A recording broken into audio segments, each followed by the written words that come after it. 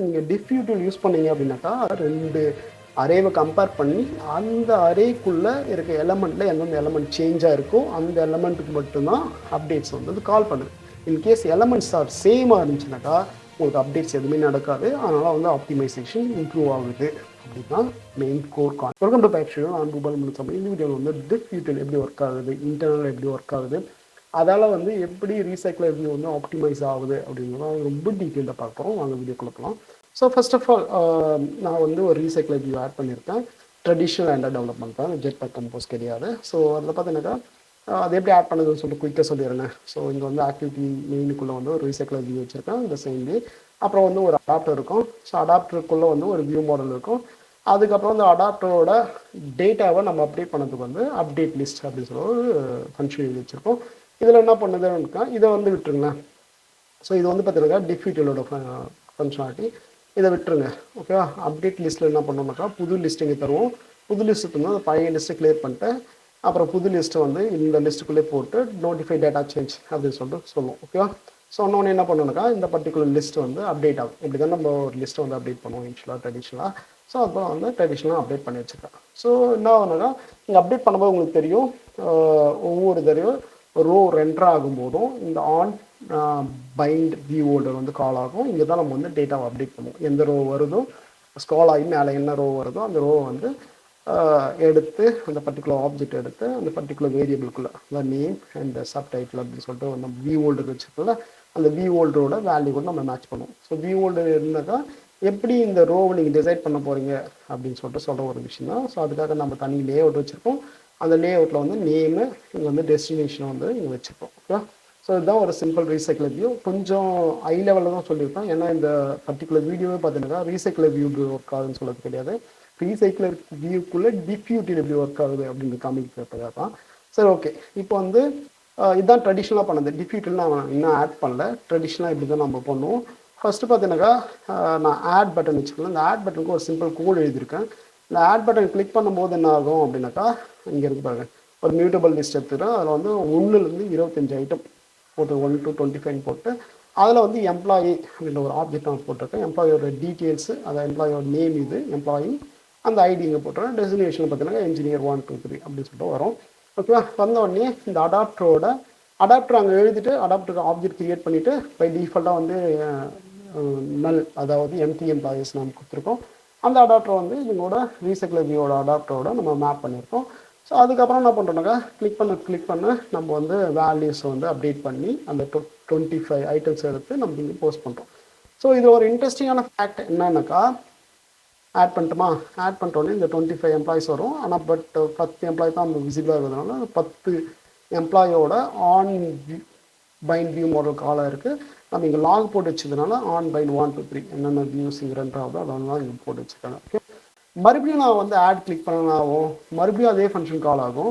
மறுபடியும் வந்து 25 எம்ப்ளாயி வந்து அது கிரியேட் பண்ணணும் ஆப்ஜெக்ட்டு. அந்த ஆப்ஜெக்டை மறுபடியும் இந்த ஃபங்க்ஷன் மூலமாக போஸ்ட் பண்ணணும். நம்ம என்ன பண்ணுறோம், பழைய லிஸ்ட் இருக்குல்ல, லிஸ்ட்டில் ஆஃப் எம்ப்ளாயி கிளியர் பண்ணுறோம். இது வந்து மியூட்டபிள் டேட்டா தான் இது. அதை கிளியர் பண்ணிவிட்டு அதுக்கப்புறம் வந்து அதுக்குள்ளேயே ஆட் பண்ணி நோட்டிஃபை டேட்டா சேஞ்ச் கூட வச்சு இந்த லிஸ்ட் வந்து மறுபடியும் வந்து ரீஎன்டர் ஆகுது. பார்த்தீங்கன்னாக்கா ஒவ்வொரு முறை நீங்கள் கிளிக் பண்ணும்போதும் இந்த ஆப்ரேஷன் வந்து ரொட்டீனாக நடந்துருக்கு. ஸோ இப்போது உங்ககிட்ட ஒரு கேள்வி, ஒரு 10 டேட்டாவை நம்ம வந்து இங்கே ஷோ பண்ணிருக்கோம். ஸோ நெக்ஸ்ட் டைம் வரும்போதும் அந்த டேட்டாவோட வேல்யூஸும் சேமாக தான் இருக்குது. எம்ப்ளாயி 1 தான் இருக்குது, டெஸ்டினேஷன் வந்து டெஸ்டினேஷன் தான் இருக்குது. ஸோ இது போல் பண்ணும்போது நம்ம அன்னெசரியாக டேட்டா சேமாக இருக்கும்போது எதுக்கு அன்னெசரியாக நம்ம என்ன பண்ணுறோம், இந்த ரெண்டரிங் ஆப்ரேஷன் பண்ணுறோம் அப்படின்ற ஒரு கேள்வி வருது இல்லை. ஸோ அங்கே தான் வந்து ஆப்டிமைசேஷன் அப்படின்ற ஒரு கான்செப்ட் வருது.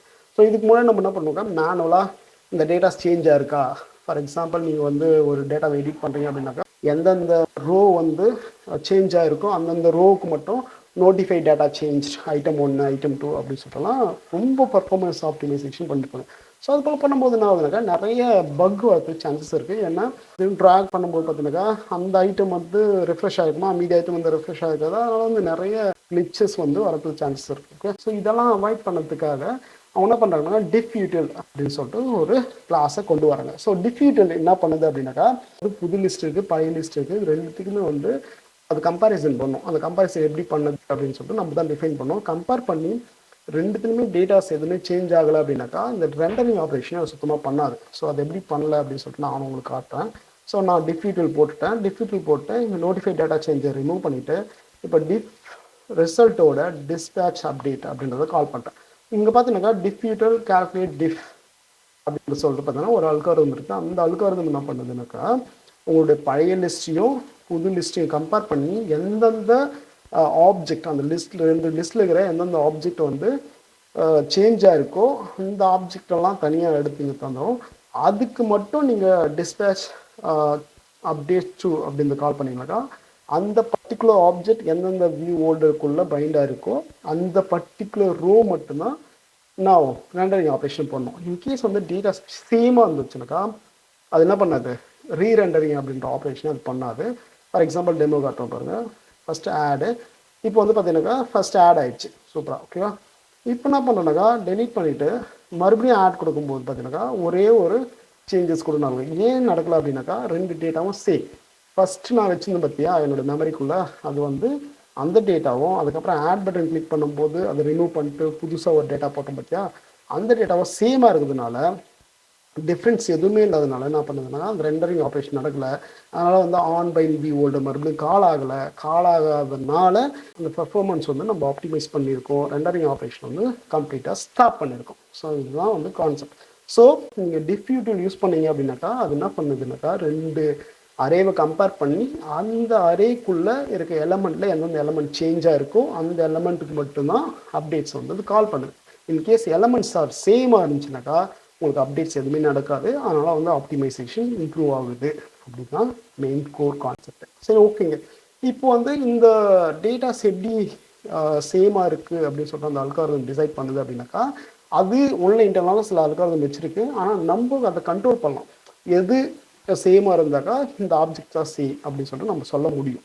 அதுக்கு தான் என்ன பண்ணுறாங்கன்னாக்கா DiffUtil வந்து ஒரு கால்பேக் ஃபங்க்ஷனை வந்து அப்ஸ்ட்ராக்ட் கிளாஸாக கொடுத்துருக்கு. அந்த கிளாஸ் வந்து இன்ஹெரிட் பண்ணி நீங்கள் ஒரு கிளாஸ் எழுதணும். ஸோ அது மட்டும் நான் எம்ப்ளாயி DiffUtil அப்படின்னு சொல்லி ஒரு கிளாஸ் எழுதுகிறேன். ஓல்டு லிஸ்ட்டு நியூ லிஸ்ட் எடுத்துகிட்டு கிளாஸை நான் இன்ஹெரிட் பண்ணுறேன். இன்ஹெரிட் பண்ண உடனே இந்த 4 ஃபங்க்ஷனை நீங்கள் வந்து என்ன பண்ணால் இம்ப்ளிமெண்டேஷனாக பண்ணணும். ஸோ 4 ஃபங்க்ஷனில் வந்து 2 ஃபங்க்ஷன் ரொம்ப easy. Get old list item சைஸ்னாக்கா ஓல்டு லிஸ்ட்டோட சைஸ் கொடுத்துடணும்.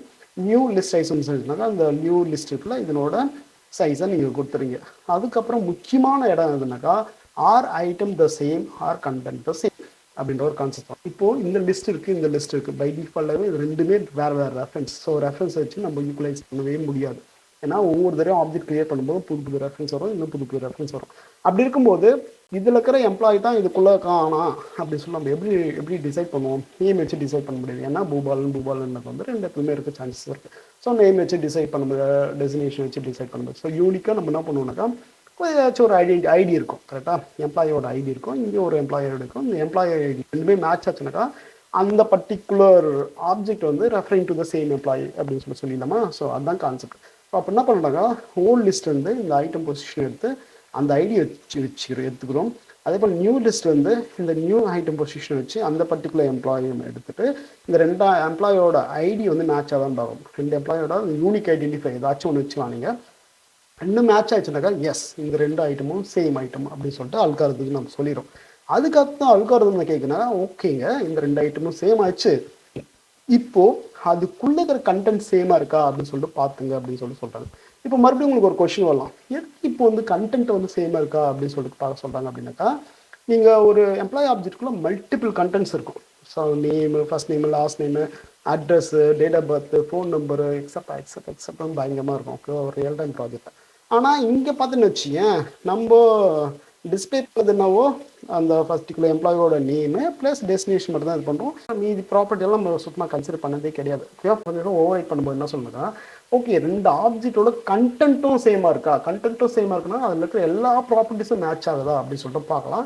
இல்லை சில ப்ராப்பர்ட்டிஸ் மேட்ச் ஆனாலே எனக்கு போதும்பா அப்படின்ற டிசிஷனும் எடுக்கலாம். ஃபர்ஸ்ட் வந்து யூஸ்வலாக எல்லாரும் பண்ணுதுன்னாக்கா அந்த ரெண்டு ஆப்ஜெக்டோட ப்ராப்பர்ட்டிஸ் எல்லாமே சேமாக இருக்கா. ப்ராப்பர்ட்டிஸ்னால் நான் ஒன்றும் இல்லைங்க. இந்த எம்ப்ளாய்க்குள்ளே பார்த்தீங்கன்னாக்கா இந்த எம்ப்ளாயி தானே, இந்த எம்ப்ளாய்க்குள்ளே பார்த்தீங்கன்னா எத்தனை ப்ராப்பர்ட்டிஸ் இருக்குது, ஐடி, நேமு, டெஸ்டினேஷன், சேலரி இருக்குது. ஐடி வந்து ஆல்ரெடி மேட்ச் ஆகிடும். நெக்ஸ்ட்டு வந்து நேமு, டெஸ்டினேஷன், சேலரி இந்த மூணுமே வந்து மேட்ச் ஆகிருதான்னு பார்க்கணும். இல்லை ஏதாச்சும் சேஞ்ச் ஆகிருக்கான்னு சொல்லிட்டு நம்ம பார்க்க போகிறோம். ஸோ நம்ம வந்து ஈக்குவல் அப்படின்னு சொல்லிட்டு நீங்கள் போட்டால் என்ன ஆகுதுனாக்கா டேட்டா கிளாஸில் ஈக்குவல் போட்டாக்கா ரெண்டு ஆப்ஜெக்டோட கண்டென்ட் தான் மேட்ச் பண்ணும். ரெஃபரன்ஸ் மெத்தட் ரெண்டு கண்டென்ட்டோட ஒவ்வொரு ப்ராப்பர்ட்டிஸும் மேட்ச் ஆகுதுன்னு பார்த்து எல்லா ப்ராடக்ட்டும் கரெக்டாக மேட்ச் ஆச்சுனாக்கா ஈக்குவல் ட்ரூன்னு கொடுக்கும். இது ட்ரூன் ரிட்டர்ன் பண்ணிச்சுனாக்கா இந்த பர்டிகுலர் ரோ இருக்குது பார்த்தீங்கன்னா, அந்த ரோ வந்து ரெஃப்ரெஷ் ஆகவே ஆகாது, ரீரண்டரிங் ஆப்ரேஷன் பண்ணாது. ஏதாச்சும் ஃபால்ஸ்ன்னு ரிட்டர்ன் பண்ணால் மட்டும்தான் இந்த பர்டிகுலர் வியூ வந்து அப்டேட் ஆகும். ஸோ அதுதான் கான்செப்ட். ஓகே, ஸோ இது வந்து நம்ம கண்டென்ட்டாக இது பண்ணி விட்டோம். ஆனால் இது வந்து கரெக்டான ப்ராசஸா அப்படின்னு கேட்டாங்க. எனக்கு கரெக்டான ப்ராசஸாக தெரியல. இது நான் ஃபர்தராக ஆப்டிமைஸ் பண்ணணும் அப்படின்னு சொல்லிட்டு நினைக்கிறேன். ஃபர்தராக ஆப்டிமைசேஷன் ஏன் பண்ணோம் அப்படின்னாக்கா, as I told you before, இந்த பர்டிகுலர் ஆப்ஜெக்ட்குள்ளே n நம்பர் ஆஃப் கண்டென்ட்ஸ் இருக்கும். இப்போ பார்த்தா சேலரி இருக்குது. நாளைக்கு நம்ம என்ன பண்ணணும்னா அட்ரஸ் ஆட் பண்ணுவேன். வேலை அட்ரஸ் அப்படின்னு சொல்லிட்டு ஒரு அட்ரஸ் ஆட் பண்ணதுக்கு வந்து சான்சஸ் இருக்குது. ஃபார் எக்ஸாம்பிள் ஸ்ட்ரிங் அப்படின்னு சொல்லிட்டு ஒரு அட்ரஸ் ஆட் பண்ணும். ஆனால் பாருங்கள், இந்த பர்டிகுலர் லிஸ்ட்டில் நான் அட்ரஸ் வந்து மென்ஷன் பண்ணல. ஒன்லி நேமு ப்ளஸ் டெஸ்டினேஷன் மட்டும்தான் நான் ரெண்டர் பண்ணேன். ஸோ இன்கேஸ் எங்களுக்கு புது லிஸ்ட்டில் அட்ரஸ் சேஞ்சாக இருந்தாலும் இந்த பர்டிகுலர் லிஸ்ட்டை வந்து அப்டேட் பண்ண வேண்டிய அவசியம் எனக்கு கிடையவே கிடையாது. கரெக்டாக எதுக்கு அப்டேட் பண்ணோம்? ஏன்னா நான் டிஸ்பிளே பண்ணது பார்த்தீங்கன்னா நேமும் டெஸ்டினேஷன் தான். அது சேஞ்சாக மட்டும்தான் நான் அப்டேட் பண்ணால் போதும். மற்ற சேஞ்சஸ் வந்து நான் வந்து டிஸ்கார்ட் பண்ணிக்கலாம் as per this particular pages concern. Okay, but மற்ற பேஜில் வந்து நேவிகேட் பண்ணும்போது எப்படி இருந்தாலும் உங்களுக்கு புது ஆப்ஜெக்ட் வந்து ரெஃபரன்ஸில் தான் அதை எடுத்து நீங்கள் பாஸ் பண்ண போகிறீங்க. ஸோ அப்படின்ற பர்ஸ்பெக்டிவ் நான் ஃபர்தராக போய் ஆப்டிமைசேஷன் பண்ணுறேன். ஃபர்தராக போயிட்டு என்ன பண்ணுறேன்னாக்கா, இந்த நியூ ஆப்ஜெக்ட்டு ஓல்டு ஆப்ஜெக்ட் எடுத்துக்கிறேன். இதோட நேம் வந்து மேட்ச் ஆகலை அப்படின்னாக்கா ரெஃப்ரெஷ் பண்ணு, ஃபால்ஸ்ன்னு கொடுக்குறேன், ரெஃப்ரெஷ் பண்ணும். இல்லை இந்த டெஸ்டினேஷன் மேட்ச் ஆகலை அப்படின்னாக்கா ரெஃப்ரெஷ் பண்ணு, எஸ், அதனால ஃபால்ஸ்ன்னு கொடுக்கும். இல்லை ரெண்டுமே மேட்ச் ஆயிடுச்சுனாக்கா நீங்கள் ரெஃப்ரெஷ்ஷே பண்ணாத, வேறு சேலரி சேஞ்சஸ் இருந்தால் எனக்கு தேவையில்ல, அட்ரஸ் சேஞ்ச் இருந்தாலும் எனக்கு தேவையில்ல அப்படின்னு சொல்லிங்கனாக்கா இந்த பேஜ் வந்து ரெஃப்ரெஷ் ஆகும். அதுபோல் வந்து நீங்கள் ஃபர்தராக எப்போ எந்த கண்டிஷனில் இது ரெஃப்ரெஷ் ஆகணும் அப்படின்றதையும் நீங்கள் ஆப்டிமைசேஷன் பண்ண முடியும். அதுதான் DiffUtil.ஓட மெயின் கான்செப்ட். ஓகேவா, இது உங்களுக்கு புரிஞ்சிருக்குன்னு நினைக்கிறேன். ஸோ இந்த ஒரு ஃபங்க்ஷன் மட்டும் நீங்கள் போட்டுட்டு இங்கே அடாப்டருக்குள்ள அந்த அப்டேட் அப்படின்னு சொல்லிட்டு ஒரு ஃபங்க்ஷன் வச்சுருப்பீங்களா, அதில் போய்ட்டு DiffUtil ஒரு வேரியபிள் க்ரியேட் பண்ணி DiffUtil.Calculate diff அப்படின்னு சொல்லிட்டு இந்த பர்டிகுலர் இது இருக்குல்ல, அந்த யூஸ் ஆகுது கிளாஸை நீங்கள் கால் பண்ணிட்டு உங்களுடைய ஓல்டு அரே லிஸ்ட்டையும் நியூ அரே லிஸ்ட்டையும் பாஸ் பண்ணிங்கனாக்கா இது ஒரு டிஃப் ரிசல்ட் வரும். அந்த டிஃப் ரிசல்ட்டை வச்சு டிஸ்பேட்ச் அப்டேட் டு அப்படின்னு சொல்லிட்டு இந்த பர்டிகுலர் அடாப்டர் ரெஃபரன்ஸ் வந்தீங்கன்னாக்கா எந்தெந்த ஆப்ஜெக்ட்ஸ் வந்து சேஞ்ச் ஆகிருக்கும் அந்த பர்டிகுலர் ஆப்ஜெக்ட்ஸ்க்கான வியூஸ் மட்டும் என்ன பண்ணுனாக்கா அது ரெஃப்ரெஷ் பண்ணும், இல்லைனா ரெஃப்ரெஷ்ஷே பண்ணாது. ஸோ தட்ஸ் அ சாம்பிள் பண்ணி பாருங்கள். நீங்கள் எத்தனை தடவை கிளிக் பண்ணாலும் ரெஃப்ரெஷ்ஷே பண்ணாது. அதனால் வந்து உங்கள் பர்டிகுலர் அப்ளிகேஷன் வந்து ரொம்ப ஆப்டிமைஸ்டாக இருக்கும் அப்படின்னு தான் கான்செப்ட். ஸோ இதில் ஏதாச்சும் உங்களுக்கு டவுட் இருந்தால் கண்டிப்பாக கமெண்ட்டில் போடுங்க. Otherwise thank you so much for வாட்சிங் த வீடியோ. நன்றா உனக்காக தான். ஓகே, பாய்.